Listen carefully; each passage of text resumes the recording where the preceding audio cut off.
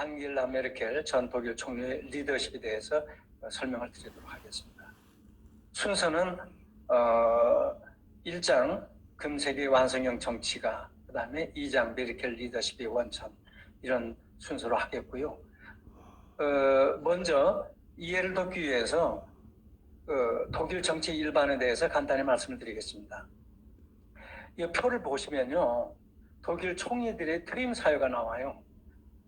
콘라드 아데노아 총리는 슈피겔 탄압 사건으로 물러났고, 그 다음에 빌리 브란트는 비서가 동독 간첩으로 밝혀졌습니다. 현직 시절에. 그래서 물러났고, 여차저차 해가지고 7번 게르하르트 슈레더 총리도 타이어에서 물러났고 이렇게 됐습니다. 그리고 유일하게 앙겔라 메르켈 총리만 4연임 후 명예 퇴임을 했습니다. 그러니까 선진 정치인들이라고 하는 독일 정치인들도 이렇게 사실상 내부로 들어가 보면 상당히 좀 어떻게 보면 시끄럽죠. 예, 그 정치가 생물이라고 그러는데 정말 이 말이 맞는 것 같습니다. 그 다음에 독일의 최근 정권 교체 동향을 한번 간단히 보면요. 메르켈 정부 때에는 기민당과 사민당이 연합해서 정치를 했죠. 기민당이 33% 얻었고 사민당이 20%, 그래서 53.5% 정도로 해서 대연정을 했었습니다. 근데 그게 이번에 이제 바뀌었죠. 총선 결과 기민당이 24%밖에 얻지 못했습니다. 그 다음에 사민당이 25.7%, 녹색당이 14.8% 이런 정도였죠. 그 다음에 자민당이 11.5%. 그렇게 해가지고 이 3당이 합쳐봐야 51%밖에 안 됩니다. 이 51%, 3당이 합쳐서 지금 연합정부를 연정을 하고 있는데, 우리나라로 친다면 더불어민주당, 국민의힘, 그 3당이면 어딜까요? 정의당인가요? 이 3당이 합쳐서 정치를 한다는 얘기가 되겠습니다. 우리로서는 참 이해가 안 되는데 독일은 아주 자연스럽게 연정이 되고 있죠. 그러면 메르켈이 이번에 물러나면서 정권 교체가 됐는데 왜 정권 교체가 된 건가? 독일에서는 일단 메르켈 총리가 16년을 했죠. 그래서 상당수 사람들이 아직도 메르켈 총리에 대해서 신임을 하면서도 메르켈 총리가 안 나오면 이제 됐다, 이제 정권 바뀔 때가 됐다, 이렇게 생각을 한 겁니다. 그래서 국민들이 정권 교체 희망을 하게 되고요. 그 다음에 기민당 총리 후보 라셰트라는 노드라인 베스팔렌 주지사인데요. 이분이 좀 약체였습니다. 그런 부분도 있었고, 그 다음에 죄송합니다. 넘어갔네요. 예, 기민당의 의원 비리가 좀 있었습니다.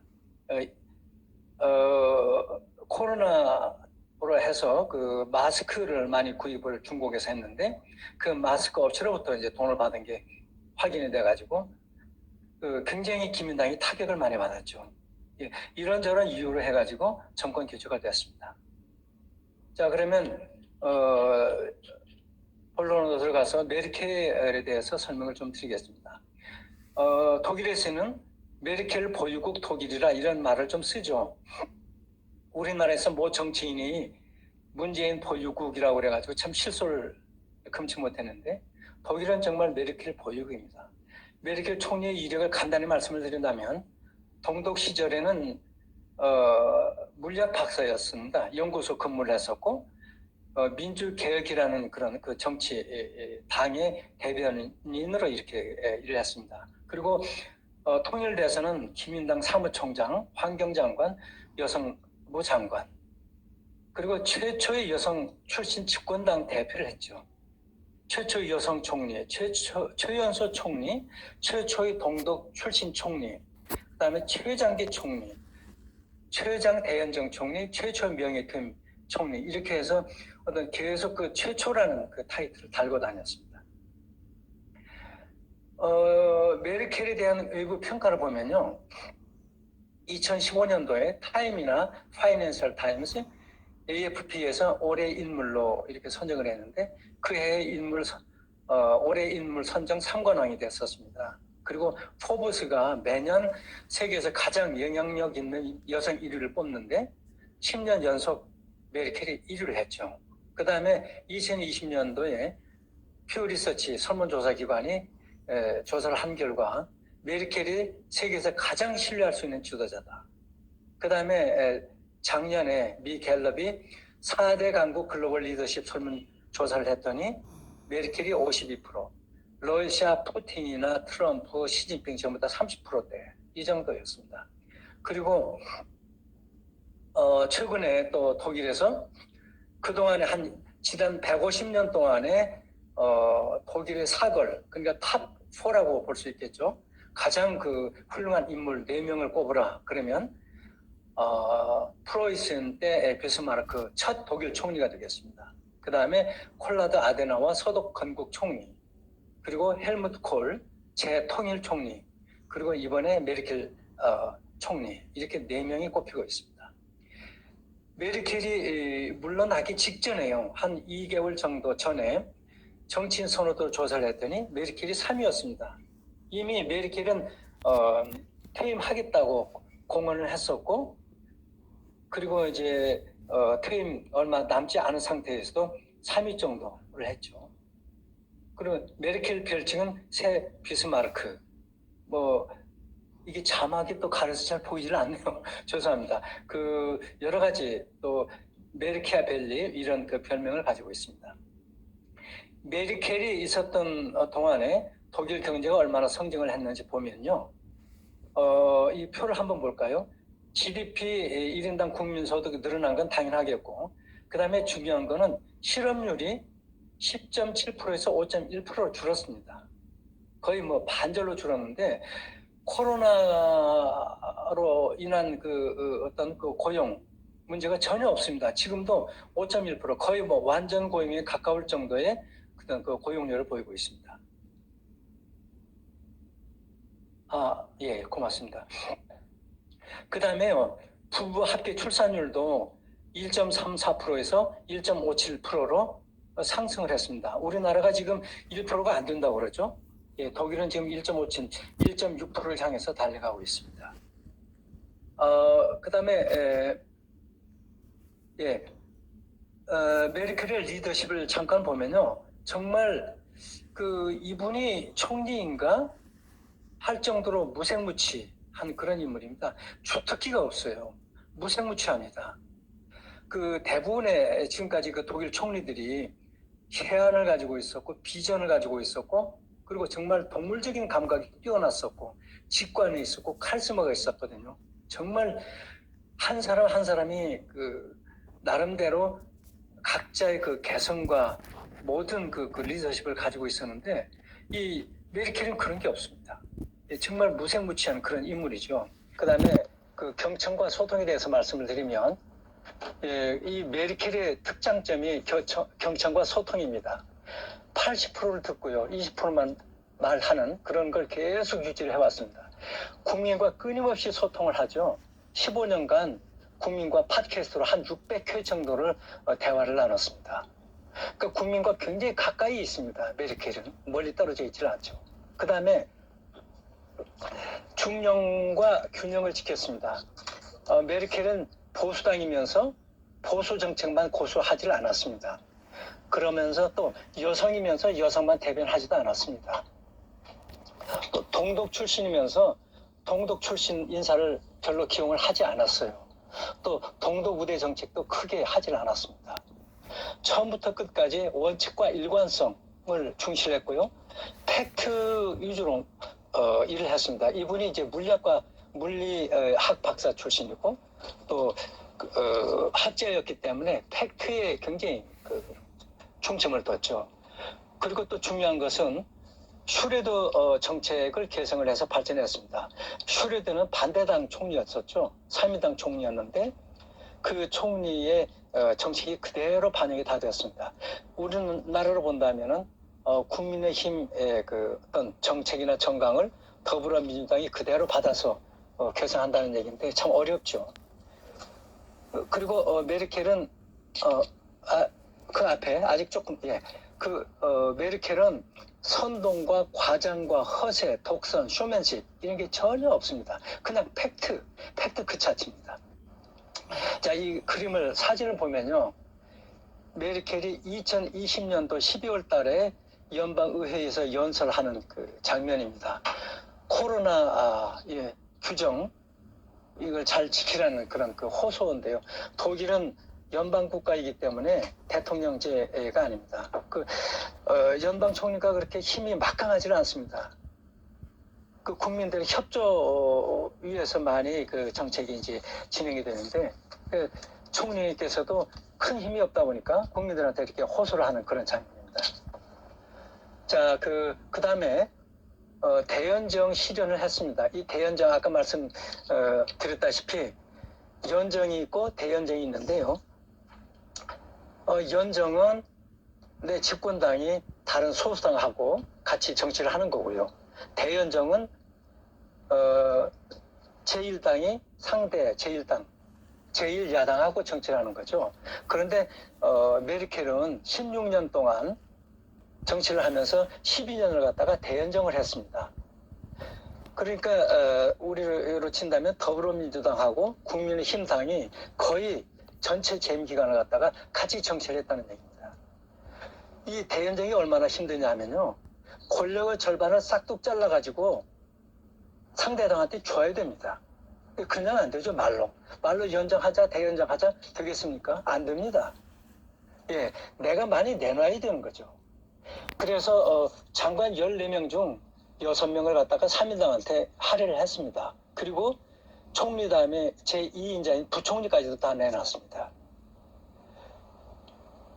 그리고 이제 타협과 합의를 도출했죠. 이 대연정을 통해서만이 가능할 수 있는 그런 정책이 많이 있습니다. 우리도 그렇죠. 혼자 아무리 해도 안 되고 상대당의 협조를 얻어야 되는 거가 굉장히 많습니다. 독일에서도 마찬가지입니다. 2008년도에 글로벌 금융 위기를 당했고 2010년도 유럽 재정 위기. 이 유럽 재정 위기는 유럽에서 난 건데 독일이 책임지고 이거 구조조정을 해서 해결했습니다. 그 다음에 2015년도에 140만 명이 시리아 난민이 독일로 넘어왔죠. 말이 140만 명이지 우리나라 탈북자 3만 명 가지고 허덕이지 않습니까? 독일은 난민만 170만 명이 넘어왔는데 그중에 2015년에 140만 명이었어요. 이걸 다 수용을 했습니다. 그 다음에 탈원전, 최저임금제, 코로나 대응 이거 혼자 할 수 없는 일이죠. 이건 대연정을 통해서 다 실시를 했습니다.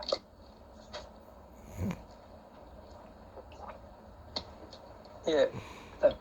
자, 그런데 이렇게 메르켈은 무티 리더십이다, 엄마 리더십이다. 굉장히 포근하고 그런 따스한 풍물을 풍기는데요. 그렇지 않습니다. 아주 그 감춰진 어떤 비수 이런 거가 있습니다. 메르켈은 굉장히 명석해요. 지력도 굉장히 높습니다. 동독 시절에 15살 때 러시아의 올림픽 전국 우승을 해가지고 보너스로다가 모스크바 해외여행을 했습니다. 중고등학교 때 전과목 A를 받아가지고 라이프치히에 가서도 물리학과 최고 등으로 졸업을 했습니다.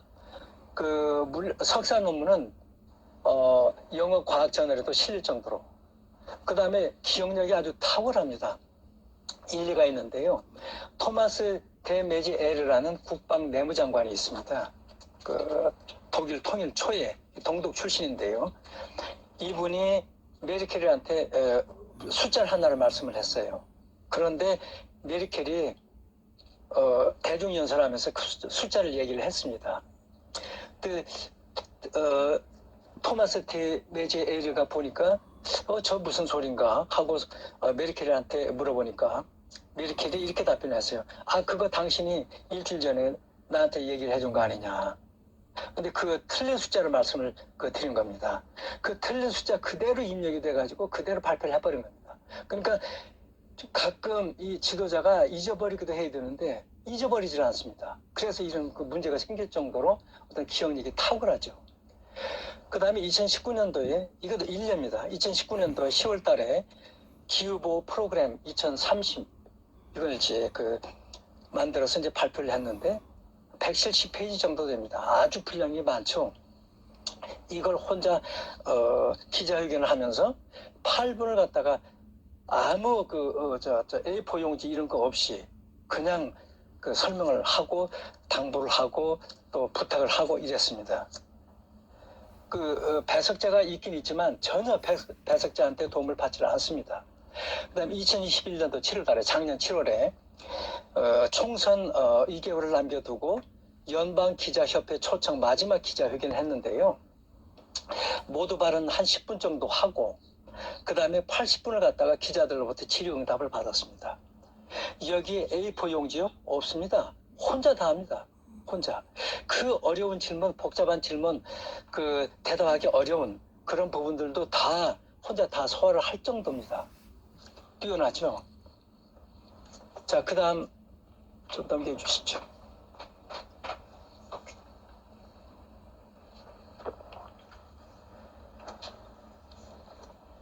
예. 또 권력 장악 과정을 한번 좀 보면 이분의 특장점 중에 여러 가지 중에 청렴, 단호하죠. 여자분인데 얼마나 단호하냐. 헬무트 콜 총리가 비자금 사건을 해서 물러났습니다. 근데 그 비자금 그걸 개인이 착복한 것도 아닙니다. 당이 받았는데 당이 받은 걸 갖다가 신고를 안 하고 받은 게 문제가 됐습니다. 예. 우리나라로 하면 13억 원 정도 됐나요? 그걸 받았는데 그게 이제 시끄러웠죠. 독일에서. 그 당시에 메르켈이 당 사무총장이었습니다. 이 메르켈이 언론에다 기고를 했습니다. 콜은 물러나야 되고 독일은 콜 없이 사는 법을 배워야 된다. 이렇게 해서 발칵 뒤집혔죠. 어떻게 보면 당 사무총장이 당을 수습을 하고 해야 되는데 오히려 더 분란을 일으켜가지고 들쑤셔놔버린 꼴이 되었습니다. 그래서 국민들한테 메르켈이라는 이름이 이제 각인이 된 거죠. 그 당시에 이 비자금에 연루됐던 쟁쟁한 정치인들, 기민당 정치인들이 우수수 다 그냥 날아갔습니다. 쇼이블레라고 기민당 대표 아주 똑똑한 사람이죠. 지금 연방 하원 의장을 하고 있는데 지난번인가요? 지난번인 것 같습니다. 이분도 그 당시에 대표로 물러났습니다. 물론 이제 본인이 돈을 착보를 하지 않았기 때문에 나중에 롤백을 하긴 했지만 아무튼 타격을 크게 받았습니다. 그리고 일각에서 메르켈은 동독 출신이다. 반공주의자가 아니다. 이걸로 굉장히 많이 이제 좀 곤혹을 치렀는데 나중에 반공주의자라는 게 확인됐습니다. 문서로. 그래서 그것도 이제 혐의를 벗었고 사생활이 깨끗했죠. 이런 토대로 해서 이제 권력을 하나하나 이제 잡아갔습니다. 그런데 이제 또 당내 인사와 당의 인사를 구별을 해서 이분이 이제 처리를 해나갔어요. 당내 인사들은 일단 메르켈 총리에 대해서는 좀 방심을 했습니다. 여자이고 동독 출신이고 그 다음에 처음부터 정치인도 아니고 물리학도 출신이고 그렇다고 해서 똑똑한 것도 아니고 그래서 이제 방심을 했는데 독일 그렇게 깨끗한 독일 정계도 조금씩은 또 흠이 있었던 모양입니다. 그래서 흠결 또 스캔들 품위 이런 문제 때문에 좀 금들이 갔었고요. 이런 걸 이용을 해서 용의 주도하게 메르켈이 하나하나 이제 준비를 해갔었습니다. 그래서 원내대표 또 환경장관 바이런주 주지사 아주 쟁쟁한 차세대 후보들 총리 후보들이 다 이제 물러났습니다. 그 다음에 당의 인사에 대해서는 조금 이제 전략을 달리해가지고 침묵 모드 무대응 아무리 상대방이 거칠게 이렇게 공격을 해와도 대응을 안 했습니다. 무대응, 논쟁을 피폐를 했습니다. 그래서 채플이 다 꺾여 나갔습니다. 상대방들이. 동시에 지지율은 올라갔죠. 메르켈은. 여기에 슈레더 전 사민당 총리도 메르켈하고 대결해서 안 됐습니다. 그 다음에 사민당의 마틴 슐츠 대표, 슈타인부르크 대표 이런 사람들도 다 메르켈한테 꺾였습니다. 예, 다음 넘겨주십시오. 예, 메르켈은 위기가 키운 세계 지도자로 이렇게 이제 각인이 되어 있습니다. 키신저 미 국무장관이 유럽과 이렇게 어떤 대화를 하거나 정책을 쓸 때 도대체 누가 상대방이지 누가 카운터파든지 잘 모르죠. 유럽에 대통령이 있는 것도 아니고 다 각자 그 주권들을 다 가지고 있기 때문에.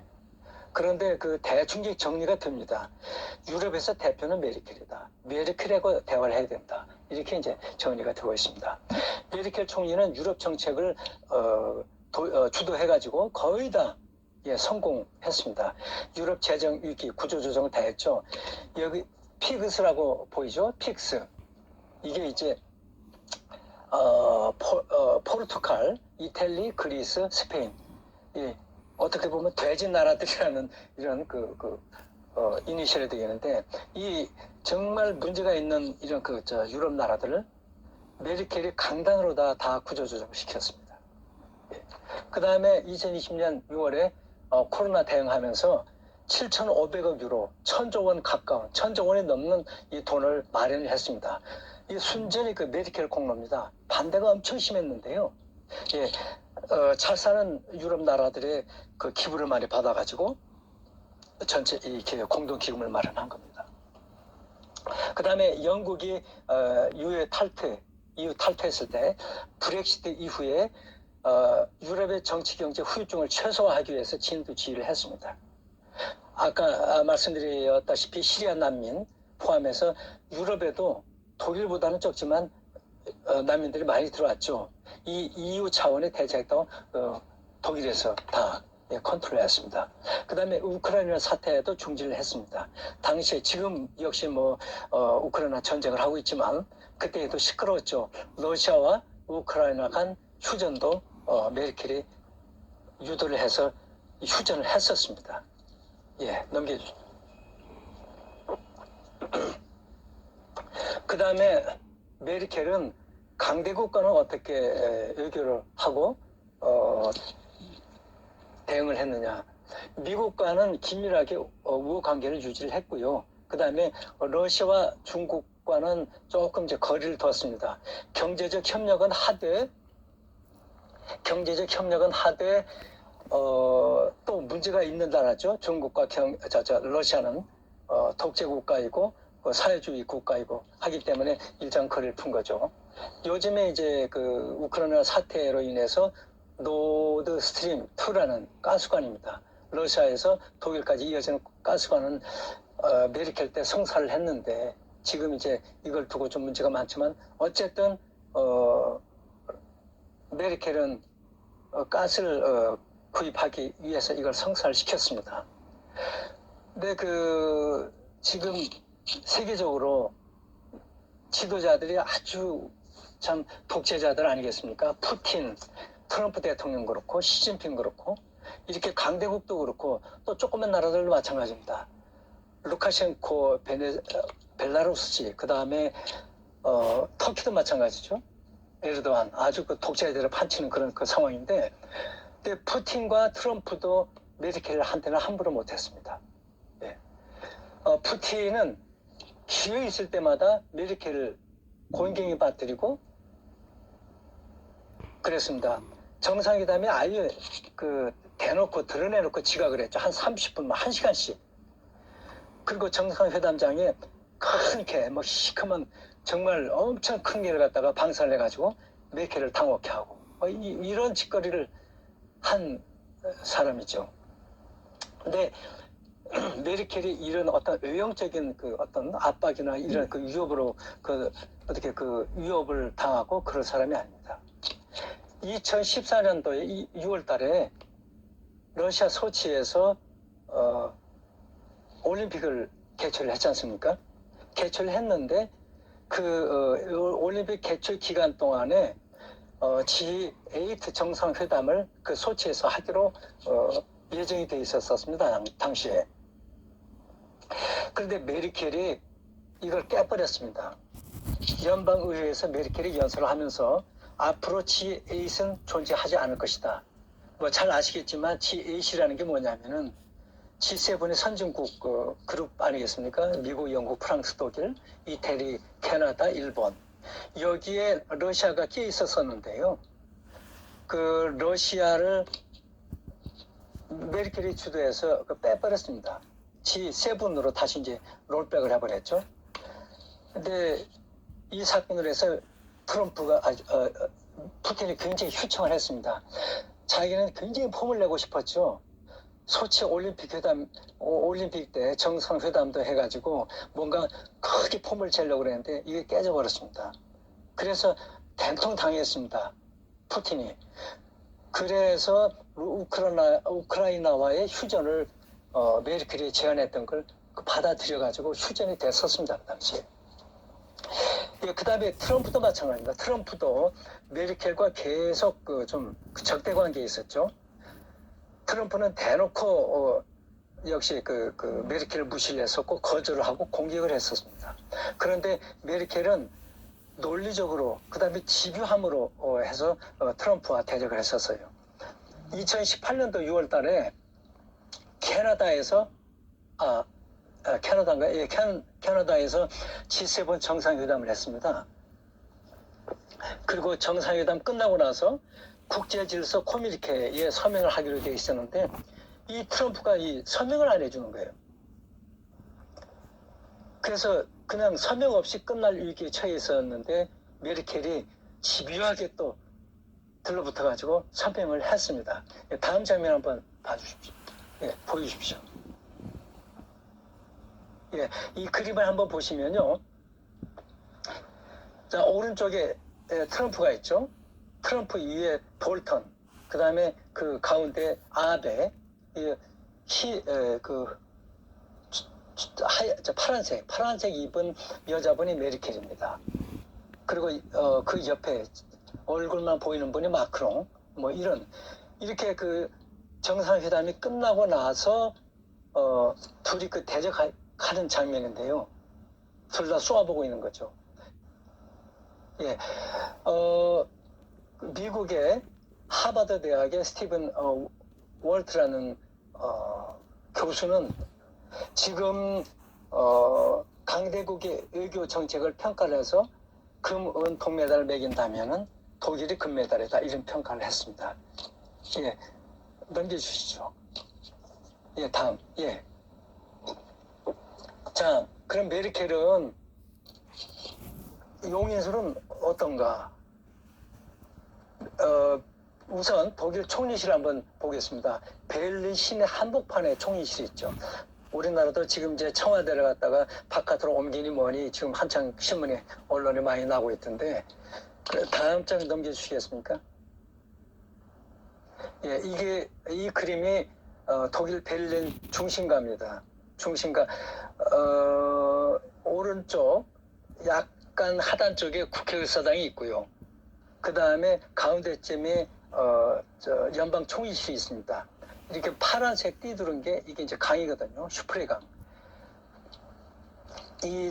그러니까 이 총리실이나 연방의회가 시내 한복판에 있습니다. 항상 시민과 같이 이렇게 움직이고 있죠.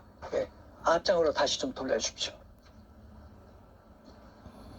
그리고 총리실을 보면요, 그 규모도 한국 청와대보다 훨씬 작습니다. 한국이 990명, 거의 1000명에 가깝죠.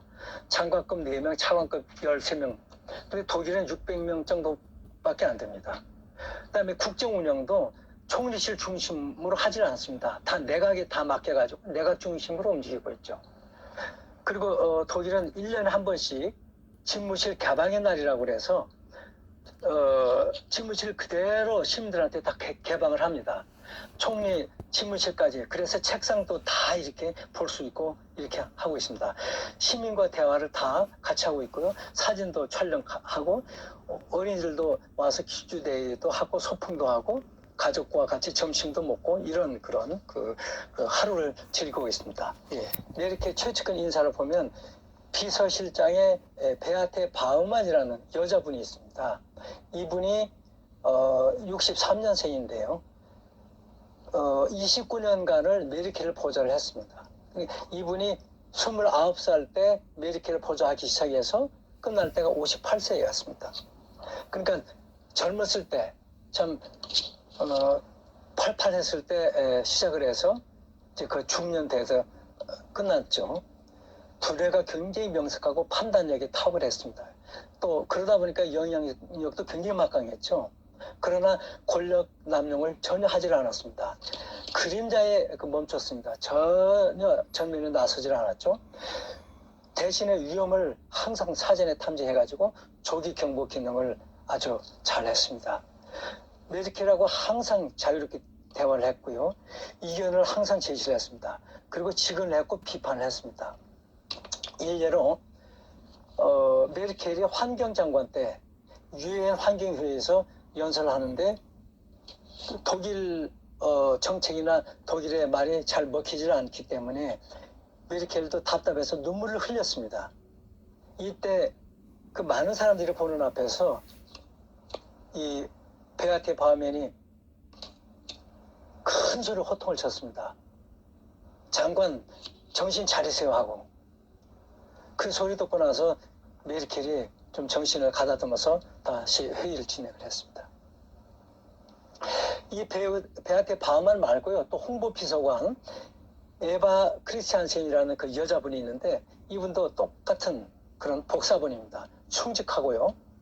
그래서 이 두 분이 서로 미비점을 보완해서 메르켈 총리를 잘 모셨죠. 한마디로. 그리고 메르켈도 이 두 여자 비서를 전폭적으로 신뢰를 했습니다. 끝까지 중용을 했죠. 그 다음에 중요한 것은 메르켈이 이 비서들한테 절대 자기한테 가져오는 모든 정보는 분칠을 하지 마라. 그러니까 각색을 하지 마라. 따듬지 마라. 우리는 저도 공직생활을 했지만 위로 올라가면서 보고서가 자꾸 따듬어집니다. 물론 매끄러지는 부분도 있고 좀 깨끗해지는 부분도 있긴 한데 그러다 보면 위에 올라가면 올라갈수록 정말 쓴소리는 없어져 버리거든요. 그 대통령 좋은 말, 대통령 듣기 좋은 그런 것만 올라가고 그러는데 그런 거 하지 말고 그대로 분칠하지 마라. 그대로 가져와라. 이거를 끝까지 그 메르켈도 지켰습니다. 그래서 민심과 진실을 정확하게 파악을 할 수 있었죠, 메르켈이. 그래서 성공한 정치가로 역사에 기록되기도 했습니다. 예, 넘겨주시죠. 메르켈의 인재 포용력을 보면요. 인사를 발탁을 하거나 영립 기준은 인물 위주였습니다. 정파, 어떤 좌파다 우파다, 내 사람이다 네 사람이다 이걸 전혀 가리지 않았습니다. 이 프랑크 발터 슈타인마이어 대통령이 있는데요. 현직 대통령입니다. 이분이 3인당 출신이고 정치인인데 외교장관 시절에 메르켈 총리와 사사건건 붙었습니다. 사사건건. 예. 그리고 메르켈 총리가 사연임 때 네 번째 총리 도전할 때 이 사람도 3인당 총리 후보로서 총리에 도전을 했는데 메르켈에 패했죠. 정적입니다. 그러니까. 이런 정적 관계인데 메르켈이 이 정적을 갖다가 적극 대통령에게 추천을 해가지고 12대 대통령으로 선출을 됐습니다. 그래서 얼마 전에 재선까지 됐습니다. 지금은 관계가 좋죠. 옛날에는 좀 그랬지만. 예. 그 다음에 올라프 숄츠 부총리 겸 재무장관이 있는데 2021년 9월 26일 총선을 했죠. 이때 총선 하기 전에 기민당을 라셰트 총리 후보가 있었고, 예,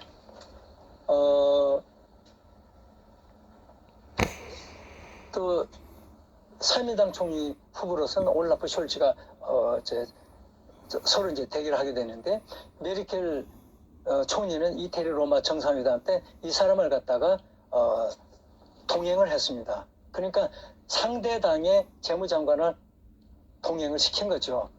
바이든도 만나게 하고 마크롱 대통령도 만나게 하고 해서 정상외교 무대에 대부를 시켰습니다. 결국에 슐츠 장관은 메르켈 후임 총리가 됐습니다. 예, 넘기시죠. 예, 또 윤리 도덕성 측면을 보면 좀 넘어가겠습니다. 시간이 없으니까 다음 장 넘기죠. 메르켈 총리는 한 번도 16년 동안에 어떤 비리 불법 살해 이런 게 없었습니다. 남편 자워 교수도 화학 교수인데요. 메르켈 일에 전혀 관여를 하질 않았습니다. 첫 취임식 때 참석을 안 했습니다. 기자들이 왜 취임에 참석 안 했느냐 물어보니까 연구하느라 바빠서 그랬다. 답변이 그랬습니다. 그다음에 네 번째 총리 취임 때는 참석을 했는데 메르켈 어머니와 같이 참석을 했습니다. 그런데 정식으로 참석을 한 게 아니라 몰래 참석을 해서 저 발코니에서 멀리 발코니에서 조용히 보고 그냥 나갔습니다. 그 다음에 또 굉장히 검소하죠. 의상 테러리스트라는 소리도 많이 듣습니다. 너무나 그 옷도 갈아입질 않고 맨날 바지에다가 같은 옷 입으니까 러시아 여기자가 물어봤어요. 아, 총리님, 당신은 옷도 없습니까? 그러니까 이 메르켈 총리 하는 말이 저는 패션 모델이 아니라 국가 공무원입니다. 이렇게 얘기를 했습니다. 그 다음에 아마 한때 힐이 구부러진 힐을 신고 있었던 모양입니다. 이 카메라 기자가 구부러진 힐을 찍으려고 엎드려서 책상 밑으로 누워서 찍는 그런 해프닝도 있었습니다. 사저에 거주를 했죠. 총리 전 총리 재임 기간 동안 지금도 마찬가지입니다. 다음 페이지 한번 넘겨주시겠습니까? 이 그림을 보면요, 여기 강이 있고요. 강에서 오른쪽에서 두 번째 왼쪽으로 노란 건물이 총리 사저입니다. 다음 장 넘겨주십시오. 이 노란 건물이 총리 사저인데, 경찰차 한 대만 덩그러니 있죠. 이 경호원들도 보이지도 않습니다. 관광객들이 가끔 이제 사진 찍는 정도. 다음 장 넘겨주십시오. 이제 입구에 보면은 메르켈 총리 남편의 이름이 있습니다. 초인종. 그러니까 메르켈도 20가구의 주민 중에 한 사람인 그런 아파트에 살고 있습니다. 다음 넘겨주십시오. 메르켈 총리가 출근하는 장면입니다. 수수하게 출근을 하고 있고요. 옆에 왼쪽에 경호원인데 군기가 완전히 빠졌죠. 팔짱 끼고 있습니다. 기강회의가 보통이 아닙니다. 우리나라로 치면 이건 뭐 신문에 크게 날 그런 장면이죠. 다시 앞으로 넘겨주십시오. 그 앞으로. 그 앞으로. 다시 앞으로. 메르켈 총리가 옛날에 동독 살 때 메르켈에서 죄송합니다. 베를린에서 한 시간 정도 떨어진 동독 지역의 우커마르크에 그 별장을 가지고 있습니다. 아주 허름한 별장이죠. 여기에 주말에 이제 쉬러 가는데 메르켈은 관용차, 자기 전용차를 타고 가는데 남편은 조그만 폭스바겐 차를 타고 갑니다. 현지 가서 만납니다. 그 다음에 이태리에 휴가를 갈 때도요, 메르켈은 전용기를 타고 가는데 남편은 저가 항공기를 타고 갑니다. 그래서 휴가지에서 만납니다. 이렇습니다. 그 다음에 2019년도 4월 6일 날 모친이 별세를 했는데요. 아무도 몰랐습니다. 독일에서. 독일 전역에서 아무도 몰랐습니다. 그리고 4일 있다가 주간지에서 메르켈 모친이 돌아가셨다는 기사를 냈습니다. 발칵 뒤집혔죠, 독일이. 이 정도로 어떤 노출시키지 않았습니다. 남동생이 있고 여동생이 한 사람씩 있는데 이 사람들도 전혀 전면에 나서질 않았죠.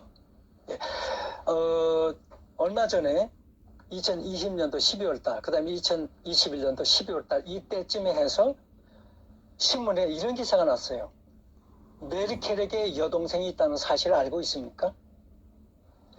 하도 누가 누군지 가족의 관계가 어떻게 되는지 전혀 나타나지 않기 때문에 신문에 이런 기사를 낼 정도로 어떻게 보면은 사적인 걸 이렇게 멀리 하고, 그래서 메르켈은 스스로 어떤 음해성 그리고 가짜 루머, 뉴스, 음모론 이런 거에서 가족과 스스로를 지킬 정도로 이렇게 철저했습니다.